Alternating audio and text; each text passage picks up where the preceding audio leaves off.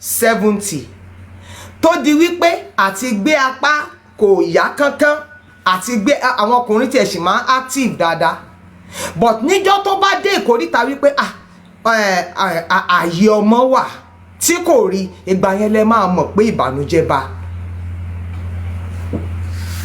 You now it's so sad wípé you have brought people under the bus tó bá jẹ́ bus ó sì ń dá under trailers under trains for every one of us to be crumbled. Tẹ́ bá fẹ́ ràn yàn lọ́wọ́ ẹ ràn yàn lọ́wọ́ ẹ ràn lọ́wọ́ kẹ́ ẹ mọ̀ wípé Ọlọ́run ló lóore kẹ́ ẹ mọ̀ wípé Ọlọ́run ló lóore. Mo close má lọ́ba ṣé mo ń lọ ṣé mo ń sunlé ẹ̀ ni. It is because àánú ẹ̀ ń ṣe mí. Tó bá jẹ́ wípé Abọ́sẹ̀dé jẹ́ ẹni tó yẹ kó jẹ́ àwọn méjèèjì ní ìdààmú ìbá àwọn méjèèjì ló yẹ kó máa lọ káàkiri. Aṣáàrí ìyá Timothy Alhaji Oríyọmí ní wípé ìgbà táwọn bá ń wọlé bọ̀ náà máa sọ pé màmá ẹ faṣọ sára àwọn èèyàn ń wọlé bọ̀. Wọ́n ní ìyá yẹn á dáhùn wípé a sọ pé aṣọ ara òun ti ya òun ò ní láti wọṣọ. Wọ́n ní nǹkan tó máa fi dáhùn wọ́n á ṣẹ̀ṣẹ̀ máa róṣọ ọmọ lára wípé ìhòhò ló máa wà lóòótọ́ ni. Ọlọ́run má jẹ́ kí ọmọ ó kú mọ́ wa. Ẹ̀yin ò mọ̀ wípé ibi tó ẹni tó bá owó ńlé tó fi owó tọ́jú ọmọ kò lè mọ iyì ọmọ. For the super rich àwọn adénúgà àwọn kíni kí n pè wọ́n kíni ní ò mọ̀ wọ́n àwọn ẹ̀yin lẹ́mọ̀ àwọn olówó wọ́n lè àwọn tó ní èlùmẹ́lú as triplets ẹ̀kan làwọn mẹ́tẹ̀ẹ̀ta graduate ní university kò lè mọ́ lára nígbà tó jẹ́ pówó wà. Ẹ wá béèrè lọ́wọ́ àwa tẹrọ̀fọ̀ dìde nítorí it is a vein Dangote, God bless you.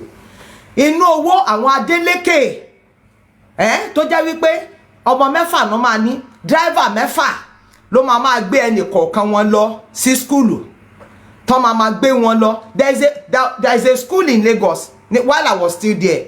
The condition for pé parents máa gbé ọmọ ẹ̀ wá sí schools that you must have a car for that fún ọmọ yẹn. School yẹn wà lẹ́gbẹ́dá àkó wọn jọ. O gbọ́dọ̀ ní condition ni wípé mọ́tò gbọ́dọ̀ wà tó máa gbé wá. Mọ́tò tó bá gbé wá náà ló máa gbé lọ. Àwọn Atlantic Hall àwọn gbogbo àwọn wọ̀nyẹn àwọn ọmọ tó lọ bẹ̀ àwọn òbí wọn ò lè màlá nítorí wípé wọ́n ń débẹ̀ mowó ní dọ́là ní gbogbo ẹ̀ ní pound ní gbogbo pátápátá. Ẹ wá béèrè lọ́wọ́ àwa tó jẹ́ pé ọ̀tọ̀ la máa yá lápò ọ̀tọ̀ la máa yá gúrúmì ọ̀tọ̀ la máa gbọ́múlé láńtà ọ̀tọ̀ la máa sá kíjokíjo ọ̀tọ̀ la máa lọ máa rojọ́ wa fáwọn aládùúgbò wípé ẹjọ́ ọmọ yìí ó fẹ́ lọ school wọ́n ní biology wọ́n ní kàn ra coat lab coat wọ́n ní gbáṣe. I don't know whether there's anybody in that light to really understand. So that is the type of person tí mo jẹ́. So it makes my empathy for him great. And moreover, there's no woman that can stand. Stepmother no care kò kú ó wà láàyè in tó dàrú nínú ìrìn àjò yìí ló pọ̀. Èyí tá pè níyàwó ẹlẹ́jọ́ wẹ́wẹ́ ni tó máa rojọ́ fọ̀tá rojọ́ òun náà lọ fọ̀rọ̀ wá lẹ́nu wò tó ń sọ̀rọ̀ fún tẹ́ni. And so for that type of a person ṣé ẹni tó bá tún máa wà láàráùn díẹ̀ ó tún gbọ́dọ̀ jẹ́ alátònù ni. And so you now say okay because this person is getting support so òun láti jẹ́ wípé nǹkan tẹ́ni tó support ẹ̀ bá ti tíhùn òun náà ló máa jó sí. It is sad. Injustice for Mohbad. A lot of you raised a dagger against innocent people, against the innocent, and God doesn't just joke like that because ó ti sọ wípé vengeance is mine. Ó lóun dẹ̀ máa gbẹ̀san. Tẹ́ ẹ bá fẹ́ ràn yàn lọ́wọ́ ẹ ràn yàn lọ́wọ́ kẹ́ ẹ jẹ́ k'Ọlọ́run ó san ẹ̀san ẹ̀ fún yín. Kẹ́ ẹ dẹ̀ jẹ́ kí òye ẹ lè sọ pé even gan bó jẹ́ pé ọmọ ọ̀dọ̀ lèèyàn gbà tó jẹ́ pé tó bá ti ó mọ̀ pé ó máa gbowó ẹ̀ níparí oṣù ṣùgbọ́n ẹjọ́ ló máa rò lé lórí 10,000 times kò ní sanra kò sí nǹkan tẹ́ lè ṣe fún tó lè ṣe rárá torí wípé each time tó bá bọ́ sí corner ó máa rò ó wípé nǹkan tẹ́ ń ṣe fún yìí because you are not doing it in the place of love. You have allowed a lot of things to happen to the principal person, all because of what? All because of what? Now, ọ̀rọ̀ Shitu, I do not know how to talk about it. But èmi kàn mọ̀ wípé ìrìn àjò yẹn ìbá yé wa ìbá dẹ̀ dá. Ìrìn àjò yẹn. From my own angle, now that I understand, because at the beginning of the whole matter gan, mi mọ nǹkan tí wọ́n sọ. And I say it under heaven with all authority. I do not know what they are talking about. Epe wọ́n náà fẹ́ petition gbá, wọ́n fẹ́ petition àwo. I did not know. Ó ṣẹ̀ṣẹ̀ yé mi ni. Nígbà tẹ́ bá wá ní kó sign, my own question is this. Epe ní kó sign. Because I know you are patching where you are patching. And whatever thing you want to think. Question tó wà ńbẹ̀ ni wípé òun ló rìn ìrìn àjò lọ sọ́dọ̀ Shitu. Òun ló ń bá tó ń sọ báyìí, tó ń sọ báyìí, tó ń sọ báyìí. You do not know the social media ni. The moment tó bá ti sign in tó máa kọ́kọ́ sọ ni wípé wọ́n ti lé Shitu lọ. And which is not what even you people that are putting it together, that is not what you meant. And will you be able to control it? Etí ọba ńlé, etí ọba lóko, èèyàn ló ń jẹ́ bẹ́ẹ̀. Òun nìyẹn, òun ni Crunch Queen tó gbé ìwé. At least I'm sure you now saw it. Ẹ̀rí bó ṣe tune ẹ̀, ẹ̀rí bó ṣe kọ́ tó neat. As if she's working in favor of justice. Lẹ́ni tó ti lọ tipẹ́tipẹ́. Lẹ́ni tó ti lọ tipẹ́tipẹ́. Crunch Queen ó kọ́ dáadáa, òun jẹ́ member, òun jẹ́ ẹjọ́ ẹ bèrè lọ́wọ́ ẹ̀ ẹni pé kó gbé ìwé tó fi sanwó sínú GoFundMe ó ní for public interest. Ṣebẹ́ ẹ̀yin tẹ́ ẹ ti rí kinní yẹn ẹ ṣáà ti rí for public interest. Òun wá okay ẹ wo nǹkan tẹ́ ṣe nísìn. Should it be Crunch Queen that should come and write to Wahab Shitu? And people are like ṣebí Wahab answered. That's why I said wípé maybe you are forgetting something. That I'm coming. Just let me on the solar. I'm coming.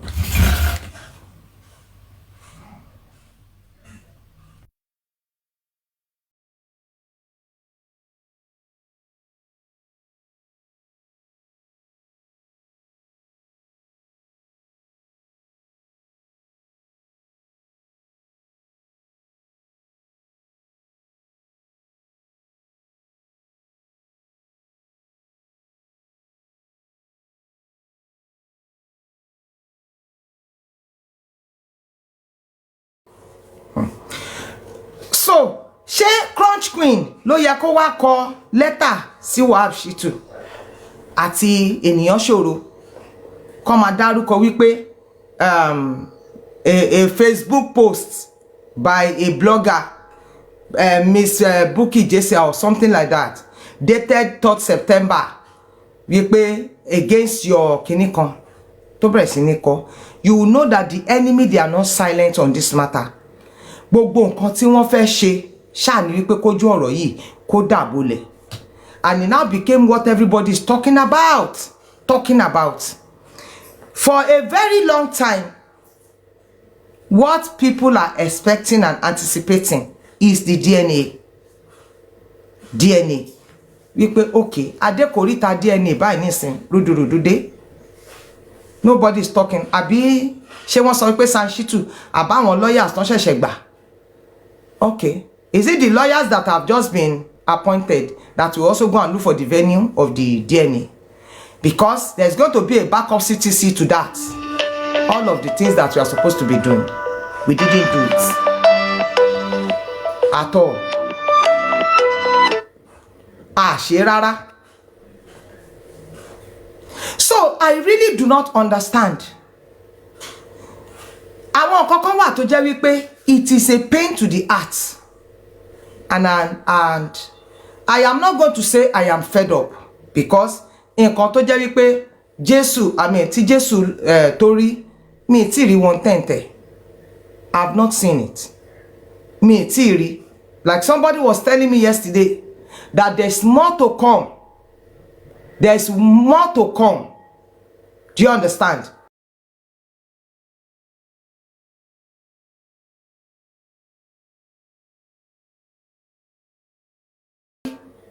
That was what they said. Wípé ọ̀pọ̀lọpọ̀ nǹkan la máa là kọjá nínú bẹ̀.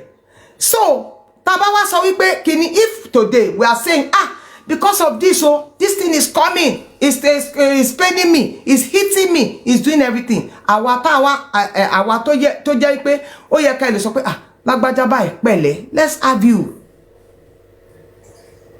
Let's have you. Let's have your support, because it's getting to a point.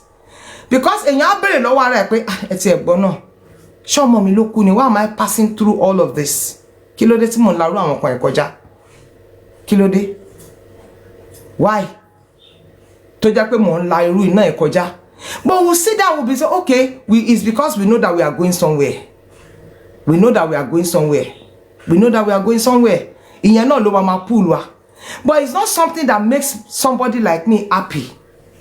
When you just wake up for what you did not do and you be castigated this much. You'll be castigated for every good intent that you have. It is sad. It is very sad. You open the in social media, the internet, you are seeing so many things that are not your character, that are not you. How long can you bear? How long? So that's why I said, for the people that had called me in the last 72 hours, it's not a journey that I can turn back from. No.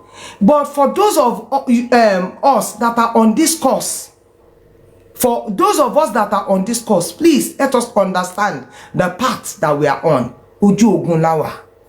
Gbogbo nǹkan tá bá dé lè fi ṣe to beat our enemy to the ground is what we should be looking for.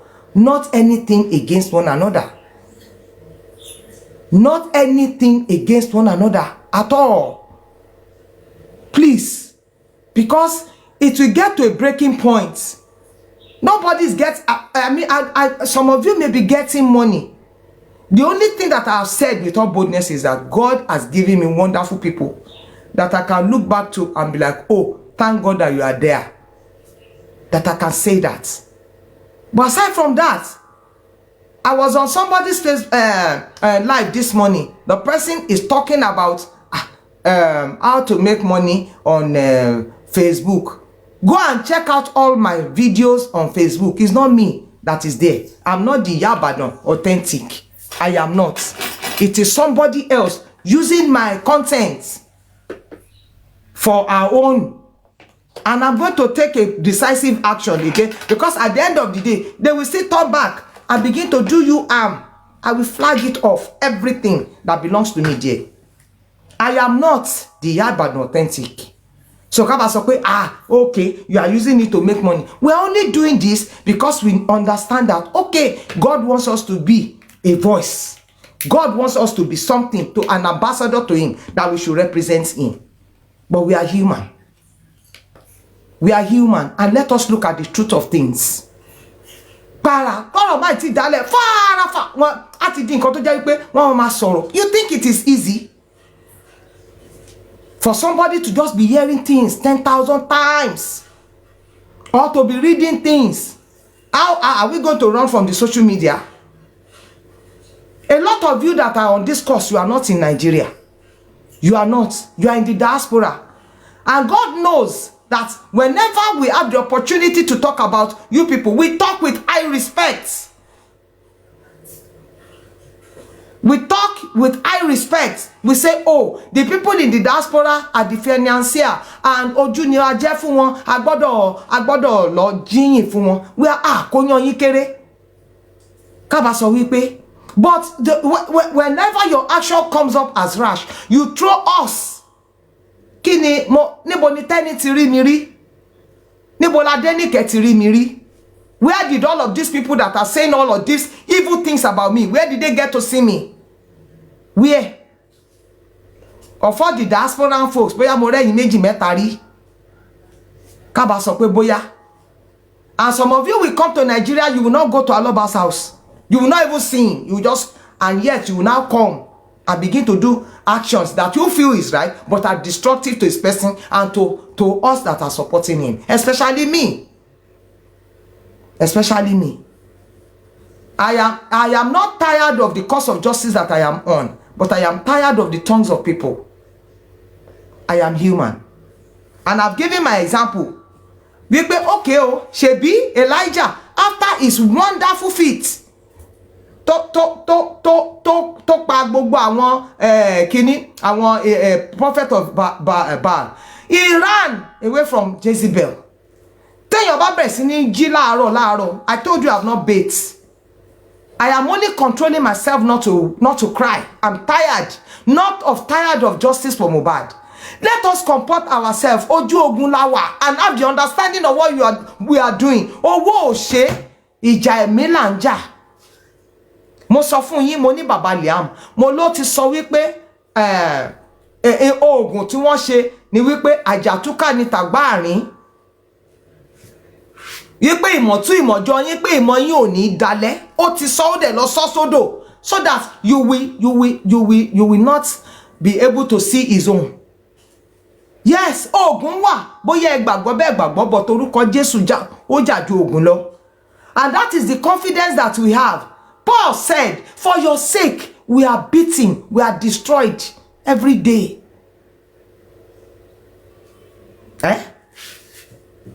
Ó sọ, wípé I was shaking to my marrows. Níjọ́ tó sọ wípé voice note in play, wípé ìyàwó Alọ́ba sọ wípé ṣebí mò ń bọ́kọ òun lájọṣepọ̀. Can you imagine? And you want me to, I hear things like that and I carry it on. Let me see me oriri. I saw her once on the birthday of Alọ́ba, the last one that we went for. What she told me self, mo wò pé no, Alọ́ba kò lórí obìnrin. What she said, seeing me for the first time, don't sọ nípa Alọ́ba. So definitely I believe them when they said she said that.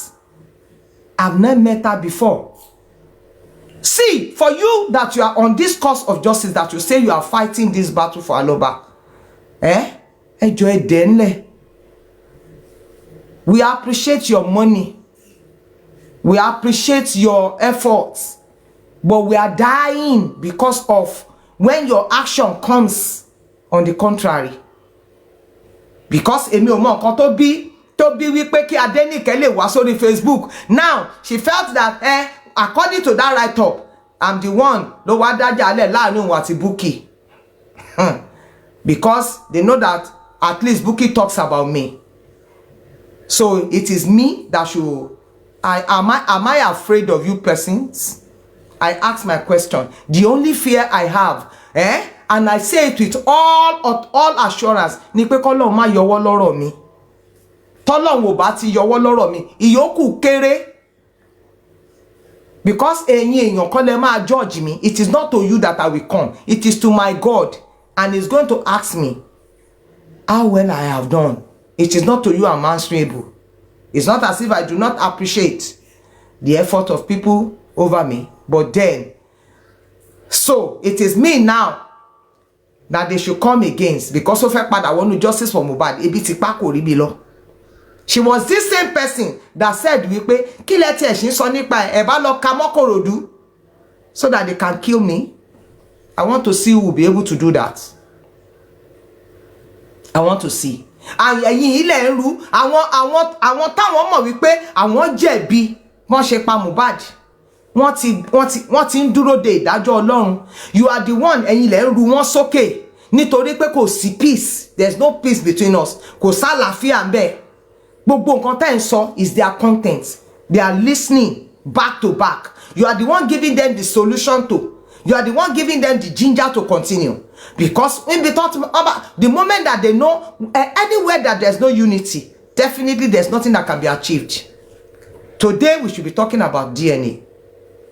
that, okay, how are you going to go about it? Abi, you think it is Shitu or whoever lawyer that will go and look for location? It's a lie. It is you concerned people that will go and look for it. That will go, nobody, because they know that. Somebody said it with all assurance yesterday. Pé ńgbà tó bá di pé kàn gbé kí Cynthia jáde wá. Ṣé bó èmi ò tiẹ̀ gbọ́, but whether it is true or not, that they say she's already giving an excuse that she too wants to go and do DNA for that boy because maybe they changed the boy at the place she went to have the child. I did not know. Somebody said so. If it is true, now she's already giving you the reason why she's not going to do the DNA, and you are not looking at every other. Àfi kẹ́ tún máa mú àwa kékeré tó kù ká máa jù wá nù by writing stupid things about my person. Writing hypocrisy, hypocrite and religion. Myself, I've served my God without any fear, and I've not waited for any man's approval. I have not waited for any man's approval. You do not know that I am educated enough to know when koro kinjo koro e koma now, and their insinuations and they are just bladderdash, gibberish. Now you are I mean, and you want ẹ jẹ́ ká máa ìrìn àjò gbàgbọ́ ni ẹ jẹ́ ká máa rìn lọ. We are human, we are not spirits. We are not spirits at all. So if you are saying because I know how many people that have come to me that have let me call for peace, let me call for, are you people for peace? Do you understand what we are on? Okun owo ruru kan wa ruru láyé kon wo ruru kan wa ruru a ma fogbon se ni, because we know the forces against. It is in this same Nigeria where Funsho Williams was murdered. He was strangulated in his house. I know every part of that house. 184 Dolphin Corporation Drive, Dolphin Estate. I know because I am part of that family. They knew worry. His family, they are not there. They strangulated him, and the people are still in power, walking the land freely. Ìgbà tó máa ṣe nǹkan tó máa ṣe, wọ́n lọ sọ orúkọ ọmọ ẹ̀, wọ́n fọmọ ẹ̀ ṣe commissioner, wọ́n sọ street ẹ̀ ní street kan lẹ́kọ̀ọ́. That was all. What about Bola Ige? What about Delegiwa? And God is helping us on this course. We are not realizing that it is God that is running this matter. It is not by strength that any man will prevail. We want to begin to do this, do that, and to begin to talk. Sọ̀rọ̀ sálọ bàbá ẹ̀. Mama okay yìí. Ya bá lè sọ̀rọ̀ sálọ bá tọ́mọ ẹ̀ kú, èwo ni tàwa. Me messenger. Lẹ́yìn ẹ̀. Èwo ni tèmi. Messenger. For Christ's sake. Please, don't weary us. Yes, we appreciate the fact that your money is on. But le kowo yin sílẹ̀. Without asking, without pushing it through the hands of men. For your sakes, we are killed every day. Tan lo.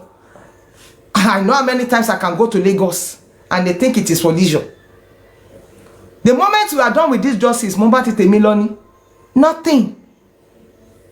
Share one or two persons have not called Aloba themselves to say, let mommy give you the account. We want to send. I say, keep your money.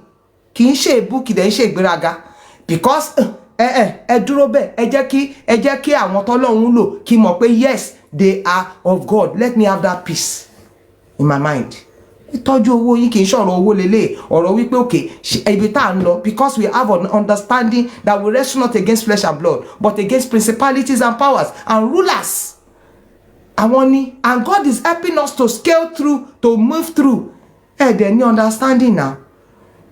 I can no longer assimilate the insults that I am receiving. I cannot, because I'm innocent of all the allegations. Kete ta ni mo gbé, ọmọ àgùntàn ta ni mo gbà. Lórí justice for Mohbad. Tí Abọ́sẹ̀dé bá jẹ́ abiyamọ, òun àti Alọ́ba ló yẹ kọjọ máa lọ kó máa bọ̀. So I don't know. kí ni mo fẹ́ tó bá jẹ́ pé tó bá mójútó ayé tiẹ̀, what's my own there? What is my own? Òun ló máa lọ tó máa bọ̀ náà, tó máa ṣe gbogbo nǹkan táwọn tó máa rí àánú, tó máa rí àánú àwọn èèyàn gbà. I've already blocked the idiot. See, I am not talking like this because I want us to have an understanding. Èṣùṣù ọwọ̀ ló ṣe kíṣà ìsinsin. We should have an understanding. The thing is, what Aloba does not have his money, abi. Kò lówó. Ẹ̀yin tẹ́ wá lówó tẹ́ fẹ́ support ẹ wá jẹ́ kí Ọlọ́run ó san yín lẹ́san ẹ̀ délẹ̀. Wí pé okay.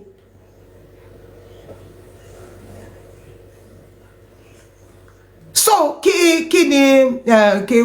what again? Please, I have just come to ease my spirit because I am saying that I am not okay with the things that are going on. If we actually want to move on, let's move on.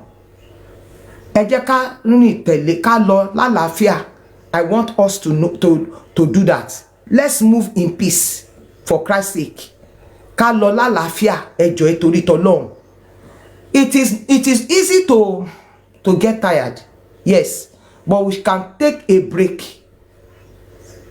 rather than just be throwing people that are assiduous. So easy ni. I remember, was it not last week? I went to Lagos on a Wednesday. It's for my own personal purpose. I went on Saturday for my own personal purpose. I got back on that Saturday only for me to be told that, oh, you have an official assignment in respect of this justice for Mohbad for Monday. For Monday. On Sunday, I couldn't go to church because I know that I have to put one or two things together in the house. It is not because if me too I'm in the diaspora, she mama fi diaspora sílẹ̀ ni. No, now I'm a representative ni tó jẹ́ pé ó máa wá bá wa ṣe. So that àbí àjò yẹn ṣe dá lọ ni. Àwọn tí ò wá sí corona, for the persons that went to corona, for the people that came to the Ikeja High Court, at least I remember Aunty Detola Aduke, she came for about 3 or 4 sections of the Ikeja High Court matter because she was in Nigeria at that time, I think on vacation. She too saw what happened. And tó jẹ́ pé in a few minutes you're already sweating. Autonomani, don't hold your phone. Autonomani, shaking. We will now go through all of this, and some people, since by their action, will just be making us feel we are a non-entity. It's not the right thing. Please. It is not. Please. Ẹjọ́ torí t'Ọlọ́run.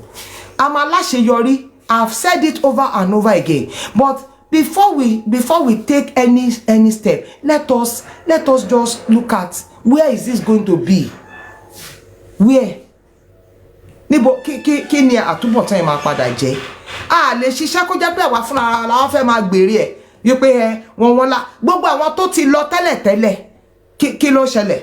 Ṣebí torí pé they are feeling àwa la wà ńbẹ̀. Táwọn jẹ́ pé wọ́n á sọ̀rọ̀ sálọ́ba, wọ́n á ṣe so many things, and gbogbo wa rí wọn gẹ́gẹ́ bí ọ̀tá. Ẹ má wá jẹ́ káwa náà ṣe bẹ́ẹ̀. Let us not do that. Please. It is affecting people. Wọ́n ní yìnyín kẹ́ni ó ṣe mí. Sọ pé ìgbà tẹ́ bá ṣẹ̀ṣẹ̀ ń hèlì wa. No. But there are certain things that you just do not let it flash your mind. You too, you are doing something good. To us, we are doing something good. What is wrong? Bẹ́yàn bá níṣẹ́ gan, èyàn á sùn sínú ilé ẹ̀ now. Yes, if one is idle, you go and sleep in your house. I am not a young person anymore. Aunty Detola came to my house. She looked and said, "Ṣebí ilẹ̀ tí ń wá sí Kòròdú." Ó ní àlẹ́ dẹ̀ mama lọ bí ẹni wípé ẹ̀kùlé yín ni. It is because of the zeal of wípé let us do this, because this is the first open commission that God has given us. I feel sad. For me, I am not a social media person at all. I am not. I won't lie. So when David also said it, David said, If it is the people that are outside that are doing this to me, he said, I will not feel it.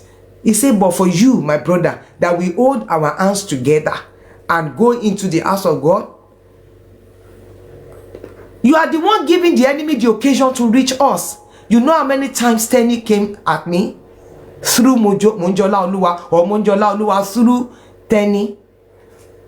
I went for Sanshitu's son's wedding. Aloba himself could not come.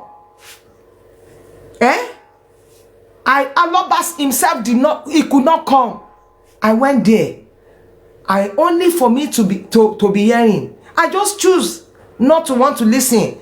I laughed yesterday when Mommy Yeti said, she go singing abeyin, because I do teti obagbo yin ke okon obaje. But it will not really hurt if you that you are saying that you are justice fighter do not begin to look at the people supporting Aloba on this cause and looking at them as if they are non-entities. As if they are non-entities. Please, if you can do it, come and do it. We will be glad. But have the understanding of what we are on. We are at a warfare. He that entangleth himself with the word is not fit for the master's use. That's what the word of God says.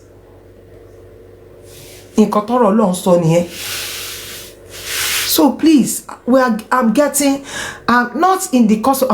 tired of all these innuendos, or shenanigans.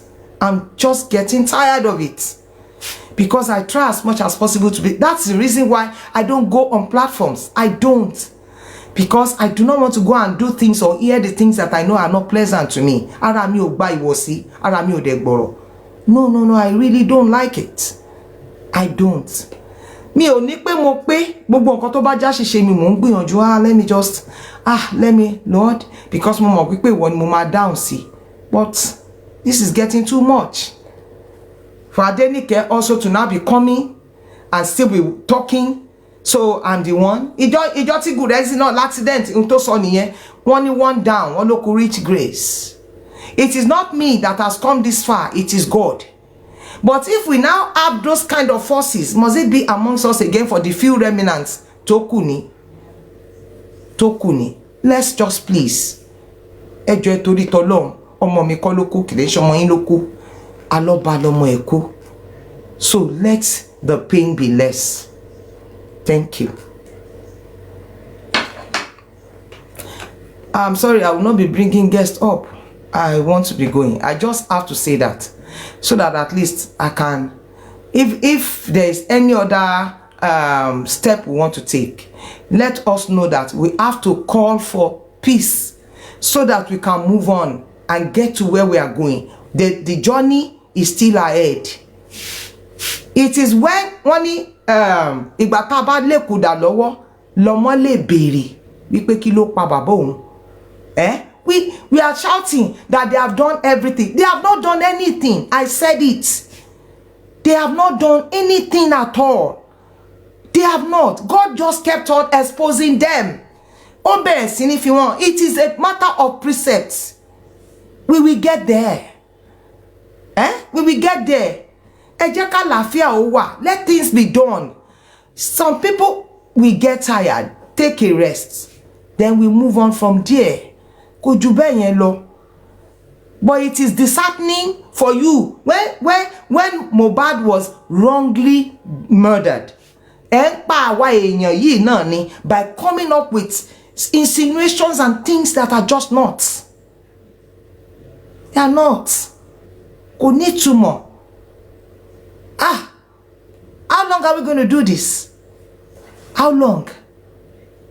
A rò pé àwọn tí ò sí nínú ìrìn àjò yà rò pé wọ́n ti lọ for so long ni.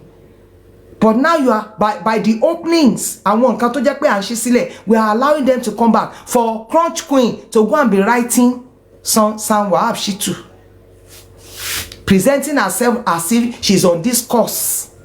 For Adenike to be coming and acting as if she's the one. I mean, you that have been on this course of justice, so many things. It's sad though. Yes, that's who they are.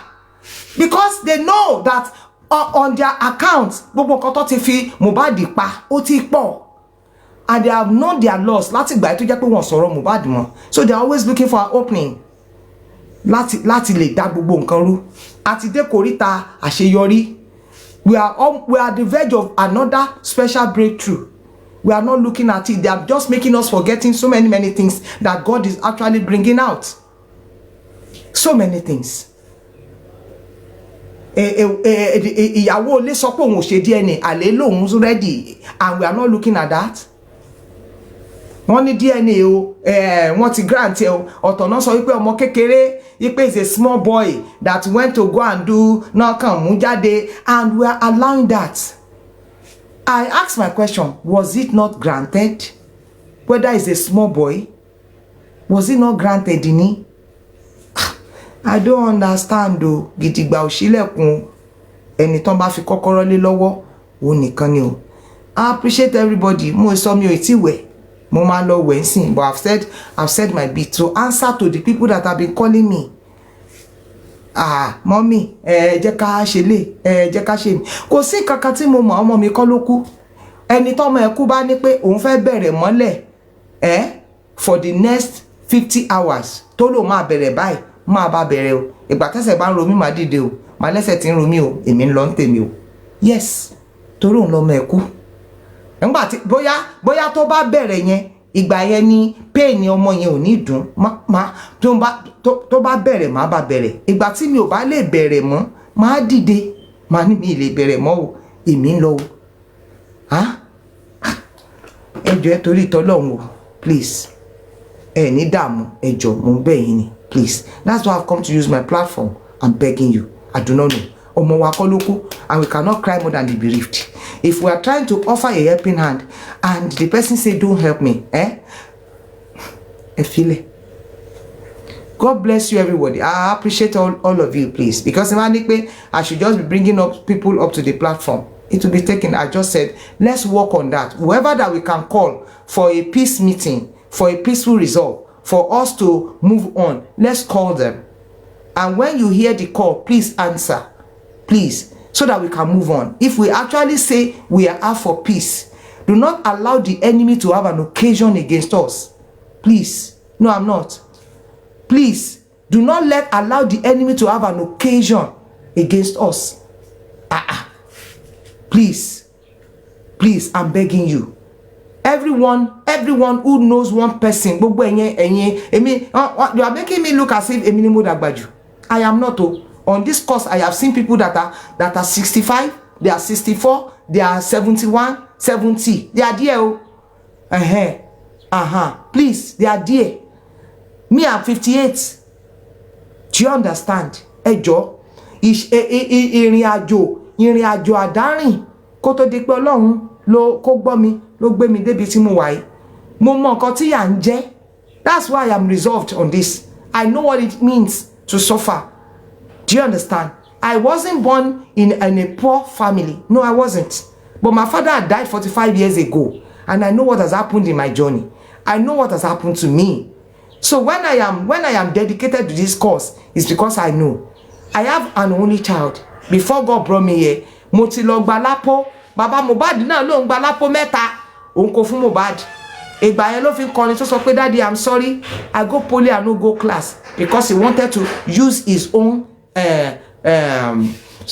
skill, destiny to succeed. And he did. He succeeded. And when he be ni ó jẹ́ kó mókè, ni ó jẹ́ kó break course ìdílé yẹn.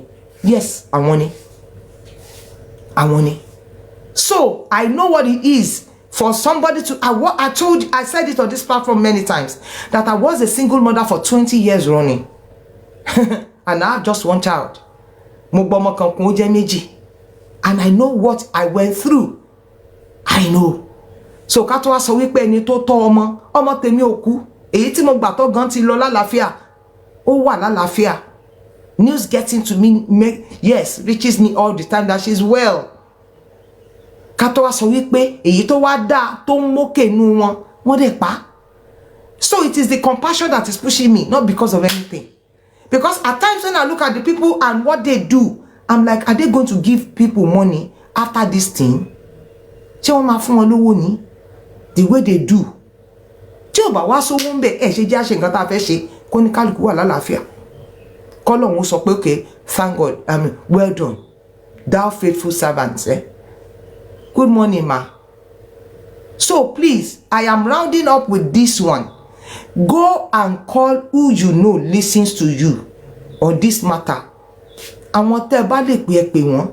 Let us call a peace truce. And let us come together. He said, come, let us reason together. We are at the verge of success. God knows what he's doing.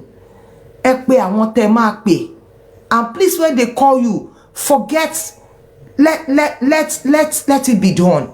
Please. Tó bá pè yín down. And if you are now saying you are going, please go.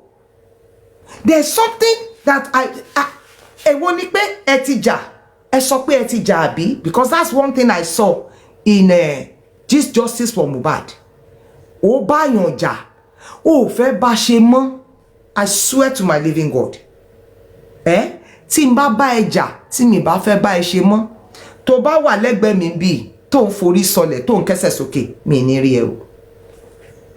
There's nothing that you will do that will interest me. Mo ti lọ ni. I swear. But it is in this place that because you have fought me, Otiba Mija, and you want everybody else to fight with me, you now be going about telling tales about me. It's not right. It is not right.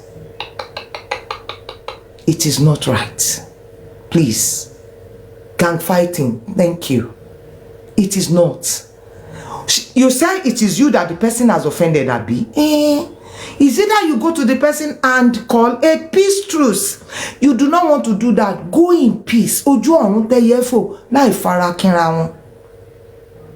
Má tún lọ máa pè, wípé so that they can bring the person down. Tó bá ṣubú kí ló fẹ́ dà fún ẹ? That's my question.